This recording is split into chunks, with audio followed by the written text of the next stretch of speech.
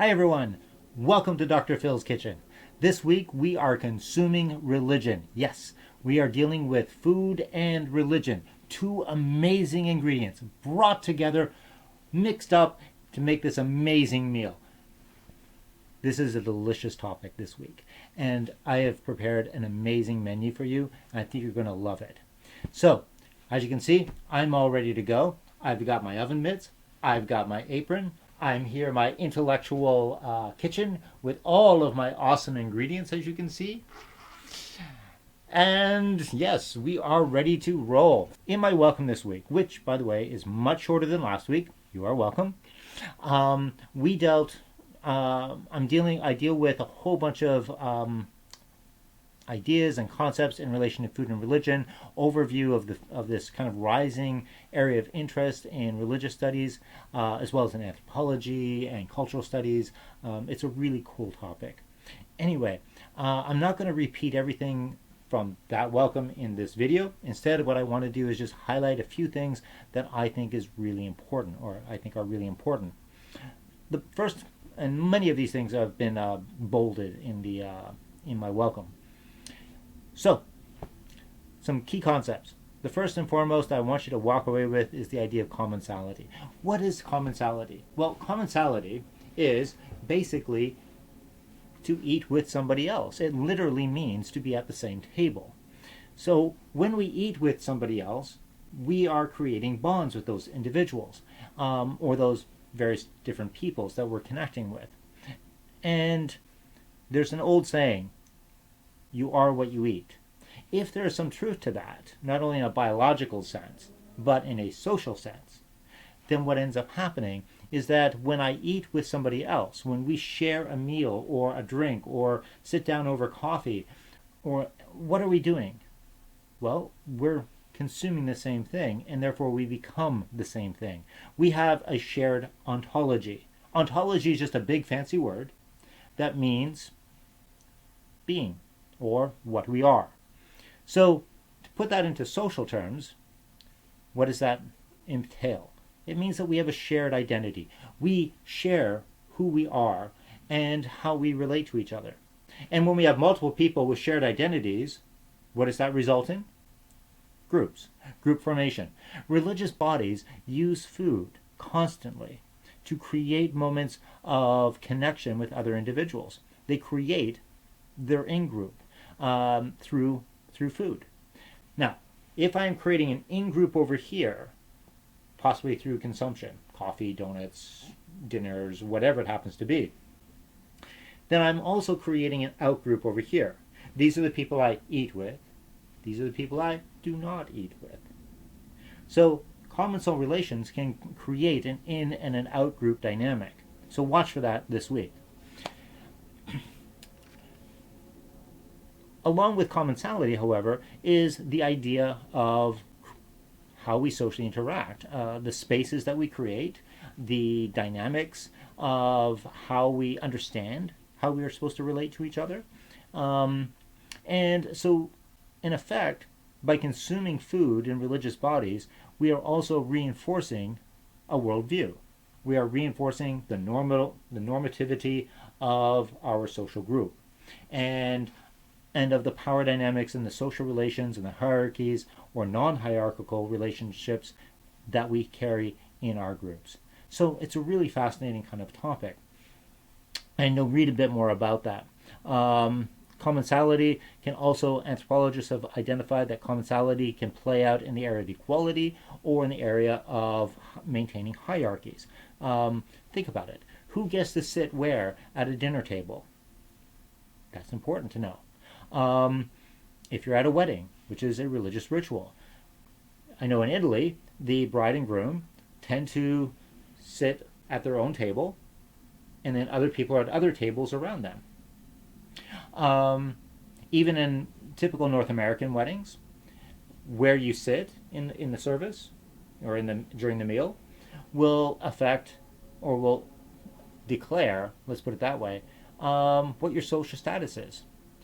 So if a family member, for example, is not near the family table, but they're over here by the door to the kitchen, there's definitely a social slight that's been going on. And we have this power dynamic. Who gets to eat first? Who gets the better foods? Who doesn't get the food? Who can afford to attend these meetings or afford to consume this food? All of these kinds of questions raise issues of power, status, role, socioeconomic differences, different role playing in relation to, let's say, like gender dynamics that we talked about the other week. So commensality brings all of those dynamics together as people sit down and just have a meal. In the Sikh tradition, sometimes you may have heard that term referred to as the Sikhs, they have what we call the langar meal, which is a free meal to everyone.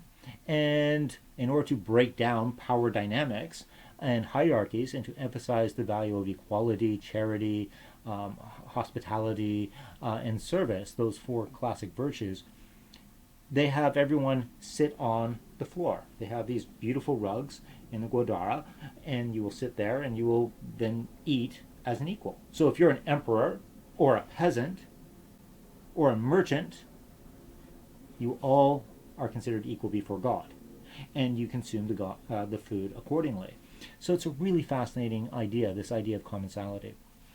Another concept I want to highlight for you guys is commensality beyond human-human relations, and our commensality with deities, with gods, with the realm of the supernatural. When we eat with deities, we are engaged in often eating sacred or holy foods. And Dr. Meredith Warren at the University of Sheffield has recently wrote a wonderful book, and I talked about this in my welcome, of sacred or holy foods. And this can work in different ways, in ancient mythology as well as in religious rituals of various kinds, and in various religious bodies. One of the articles that you'll be reading this week on the Hare Krishna movement fits into this quite nicely. We have this idea of, how do you put it, that when we eat of the food that belongs to, let's say, the realm, well, in Greek mythology, for example, if we eat of the food that belongs to the realm of the dead, then we belong among the dead.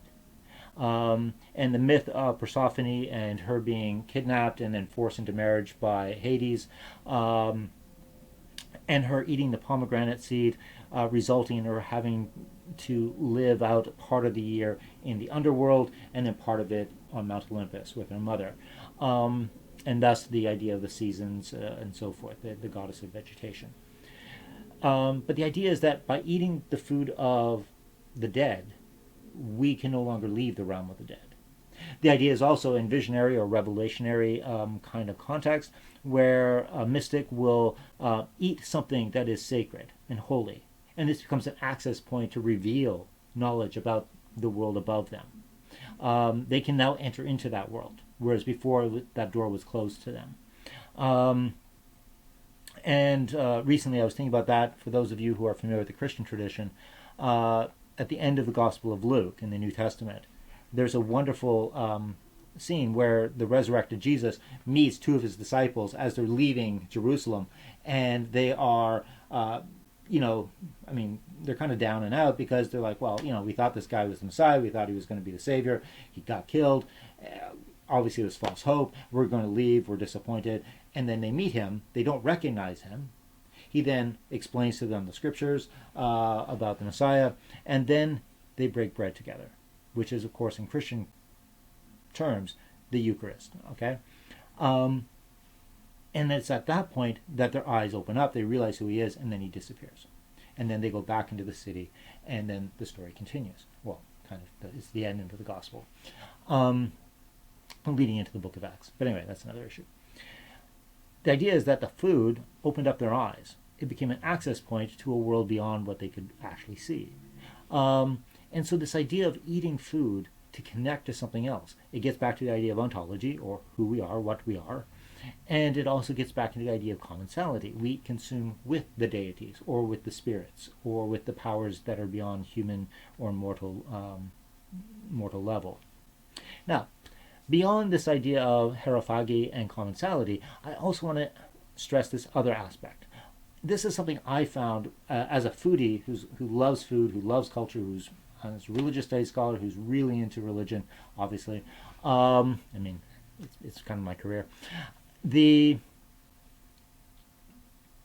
But as I've looked into the idea of food and religion, I've experienced or seen that very often there can be a formal and an informal incorporation of food into religious bodies. Sometimes it's a symbolic thing, like I was talking about earlier, the Christian Eucharist, where you participated the wine and the bread, and that's a sacramental object that you consume, and it transforms you or saves you or symbolizes a relationship or whatever it is that the theological understanding is.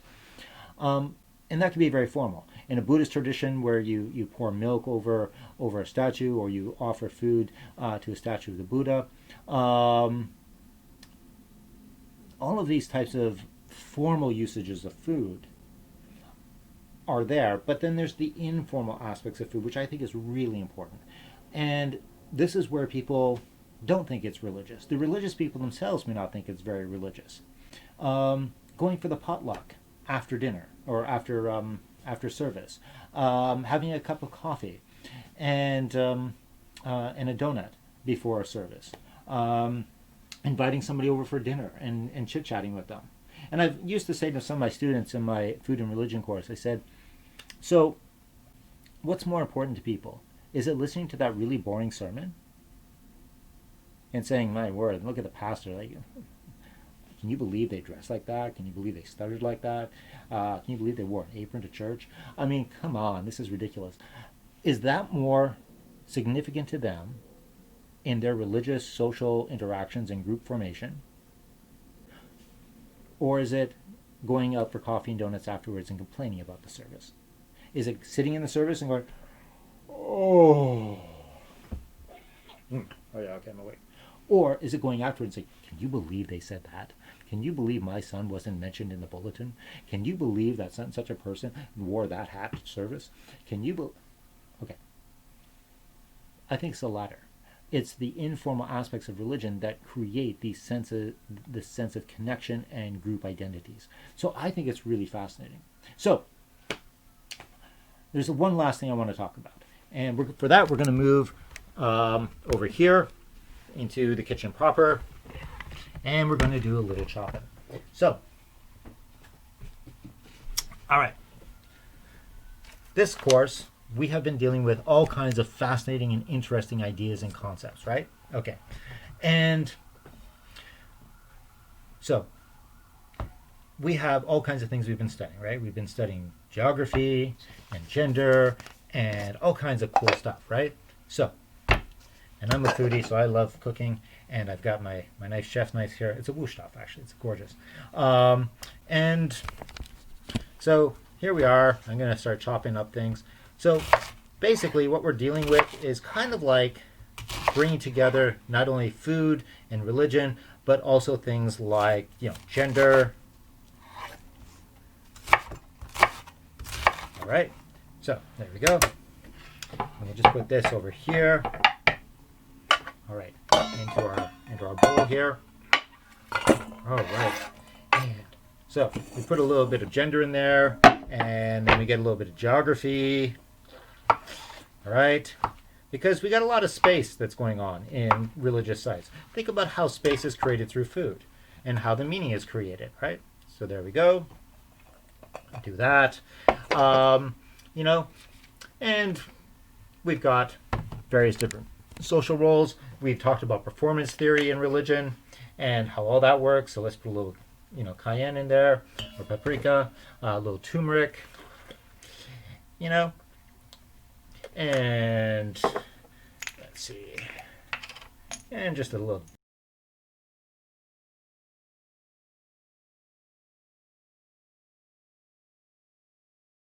Right. There we go. A little bit of. There we go.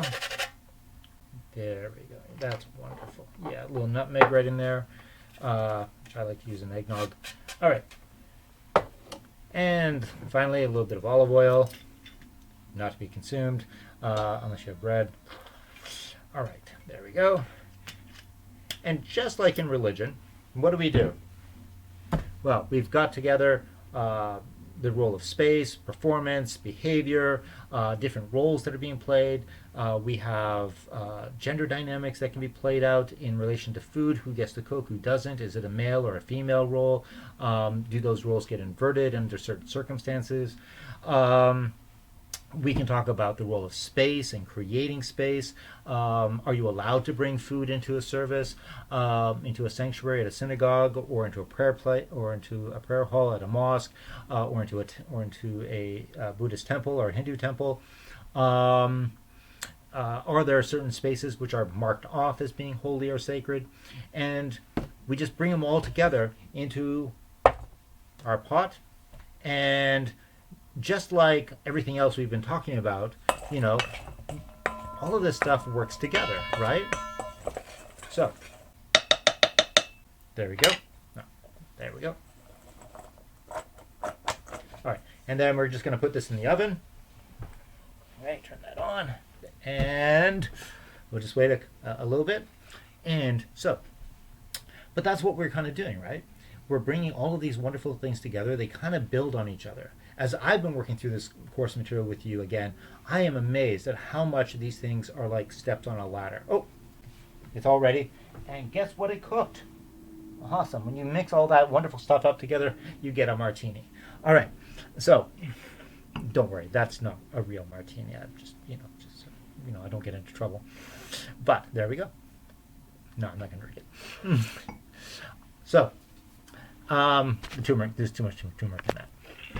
So, but each of these elements builds on itself, and as we continue to move forward into next week's topic and the one after that and so on, and you're looking at religion, different aspects or dimensions or perspectives we can bring on it, I want you to ask yourself, how does it build on what came before? And this week, as you're looking at food, consider how that builds on what has come before, and possibly consider where it might be going when we get into economics and humor and so forth. So anyway, that's my video for this week. Thank you for coming over and for dinner, and I'm looking forward to some interesting dinner talk this week on the boards. So have fun, and I will talk to you very, very shortly.